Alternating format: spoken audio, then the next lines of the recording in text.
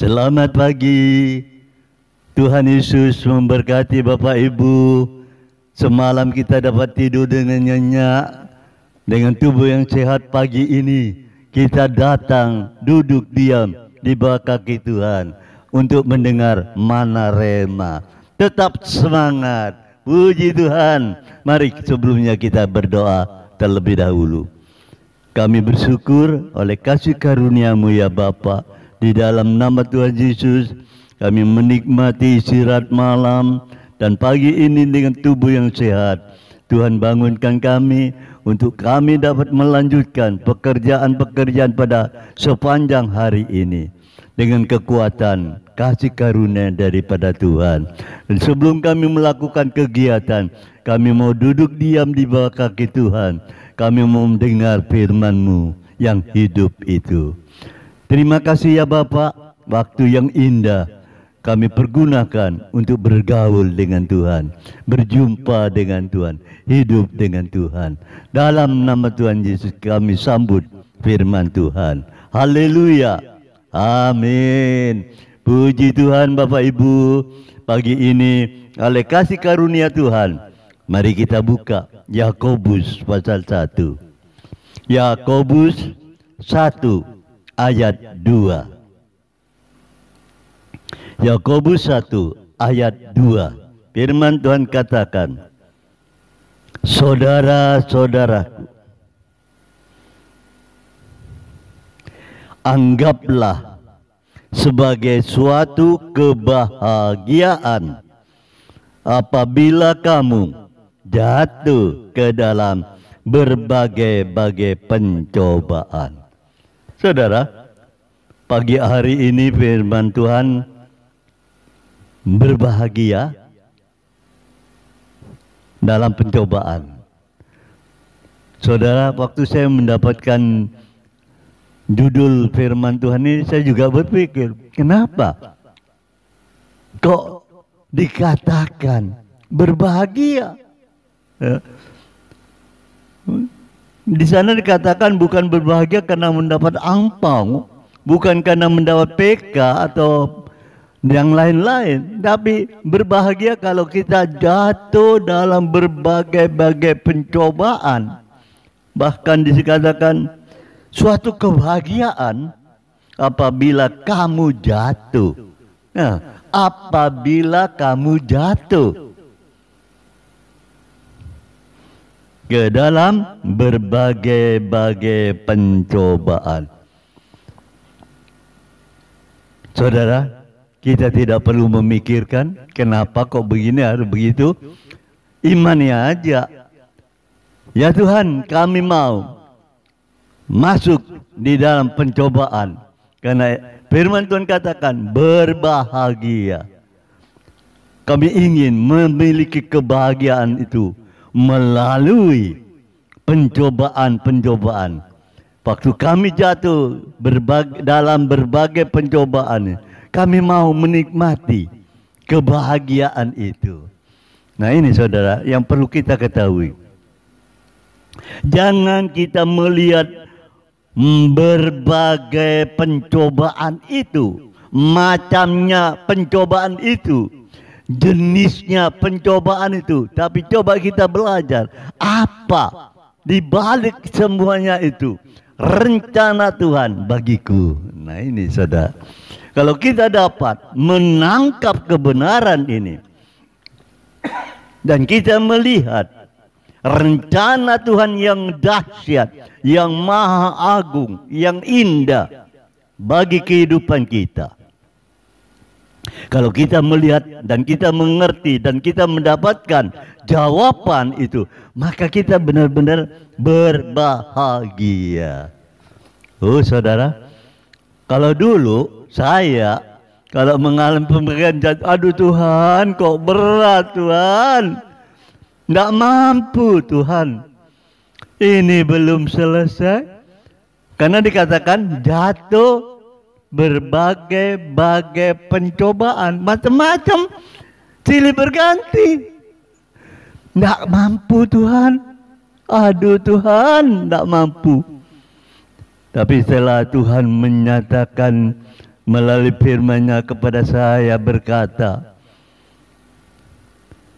aku menyertaimu, aku bersamamu, aku melindungimu. Nah ini, saya melihat di sini firman Tuhan itu menguatkan, sehingga saya tidak lagi berkata, aduh aku tidak mampu lagi Tuhan. Pola pikir saya rubah, kata-kata saya rubah. Saya berkata, puji Tuhan, karena di dalam pencobaan, jatuh dalam percobaan, aku akan bangkit, aku akan menjadi kuat. Kalau kita tidak dicobai, kita lemah, kita tidak tahu kekuatan kita itu sampai di mana. Kita merasa mampu, kuat, baru kena gosip sedikit sudah lemes. Aduh, aku digosipkan. Aduh, aku tidak mampu. Ini saudara, seringkali kita melakukan, dihadapkan seperti itu. Berbagai pencobaan, jatuh dalam berbagai pencobaan. Jangan lihat itunya, tapi lihatlah rencana Allah. Di balik semua pencobaan-pencobaan itu, kekuatan tangan yang kuat itu, engkau akan terkagum-kagum. Sehingga kita kenapa aku bisa mengatasi itu semua ya? Kok bisa ya aku keluar dari masalah yang sulit? Nah ini, Tuhan yang dapat melakukan, menolong Bapak Ibu. Sehingga kita akan kagum kepadanya. Tuhan ajaib, Tuhan dahsyat, Tuhan hebat. Di sini kita akan mengakui. Saudaraku, banyak orang yang merasa kuat, aku mampu mengatasi semuanya itu, ya. Tapi baru aja sedikit kena terus lemas loyo sudah. Seperti Petrus, Tuhan, aku mau mati bersamamu. Tuhan, aku mau rela masuk penjara. Tapi pada waktu Yesus ditangkap, ya, Petrus dihadapkan dengan seorang hamba, perempuan lagi, ya. Dia tidak berani. Dia hanya bisa menyangkal Yesus sampai 3 kali. Nah ini saudara, kekuatan kita tidak mampu. Tapi kalau kita berserah kepada Tuhan, Tuhan akan memberikan kekuatan, kemampuan kepada kita. Sehingga di dalam kita jatuh dalam berbagai pencobaan, kita tidak meresponi dengan kekuatan kita, tidak berani berkata atau memberontak, tidak berani berkata aku sanggup, aku kuat, karena hati cenderung seringkali mau melarikan diri dari pencobaan, kecewa, marah. Tapi ayo kita belajar, katakan dalam jiwamu, hatimu, hai jiwaku, kalau kita jatuh dalam berbagai-bagai pencobaan, berbahagialah karena kita melihat rencana Allah yang indah di balik pencobaan itu. Jadi jiwa kita bangkit, iman kita bangkit. Oke, yes, kita akan hadapi bersama dengan Tuhan segala pencobaan. Bersama Tuhan kita dapat melakukan dan kita keluar sebagai pemenang. Oh, luar biasa saudaraku. Pagi ini mari kita mengoreksi diri kita. Mungkin pada saat ini engkau mengalami pencobaan, usahamu sudah mulai menurun, omset menurun, ya. Bayangan-bayangan yang menakutkan mulai timbul. Bagaimana nasibku? Bagaimana keluargaku? Kalau omsetku terus menurun, bagaimana? Stop, bagaimana? Ucapkanlah syukur. Puji Tuhan, haleluya. Walaupun hari ini omsetku turun, tapi aku percaya pemeliharaan Tuhan tidak pernah turun. Terus ada bersama dengan aku. Pemeliharaan Tuhan tetap ada. Ini yang perlu kita menyadari. Saudara, mari kita menyikapi dari segala sesuatu di dalam pencobaan-pencobaan itu dengan pimpinan Allah Roh Kudus. Roh Kudus, apa maksudmu dengan pencobaan-pencobaan ini? Apa yang engkau hendak lakukan untuk aku? Berikan aku kekuatan, kemampuan untuk ikut dalam rencana Tuhan di saat dalam pencobaan ini.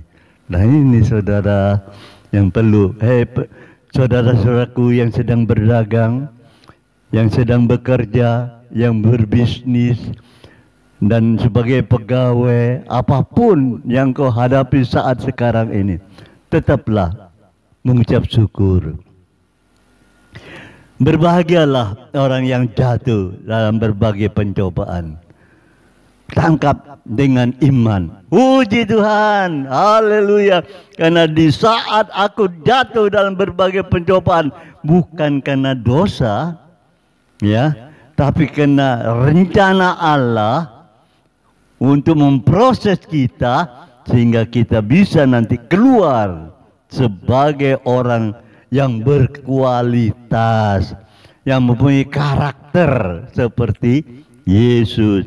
Ayub pernah berkata seperti berikut, ia tahu jalan hidupku, seandainya ia menguji aku, aku akan timbul seperti emas.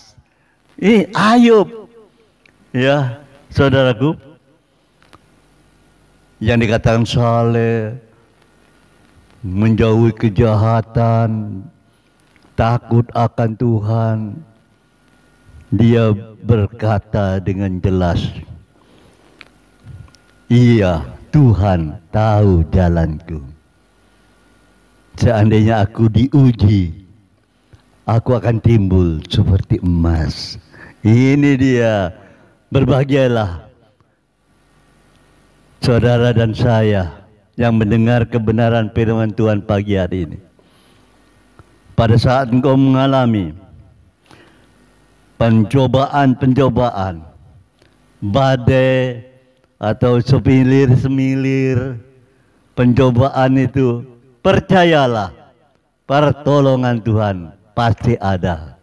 Pertolongan Tuhan tepat pada waktunya. Berbahagialah kita kalau kita jatuh dalam berbagai-bagai pencobaan, belajar untuk diproses oleh Tuhan sehingga kita keluar seperti emas murni. Haleluya. Mari kita berdoa. Kami bersyukur Bapa, biarlah kasih anugerah-Mu menyertai saudara-saudara kami yang mendengarkan Mana Rhema pagi ini, dan sebentar lagi mereka akan melanjutkan pekerjaan-pekerjaan. Biarlah kasih anugerah-Mu menyertai di mana beliau-beliau berada. Tuhan menyertai, bahkan berkat Tuhan mengikuti mereka, karena Tuhan yang memerintahkan berkat itu. Terima kasih ya Bapa. Segala kepujian dan kemuliaan hanya bagi Yesus, Tuhan dan Allah kami. Biar berkat daripada Allah Bapa, cinta kasih Tuhan Yesus Kristus, di dalam persekutuan Roh Kudus menyertai saudara-saudara kami pagi hari ini sampai selama-lamanya. Dalam nama Tuhan Yesus Kristus. Haleluya. Amin. Puji Tuhan. Selamat bekerja. Tuhan Yesus memberkati. Haleluya. Amin.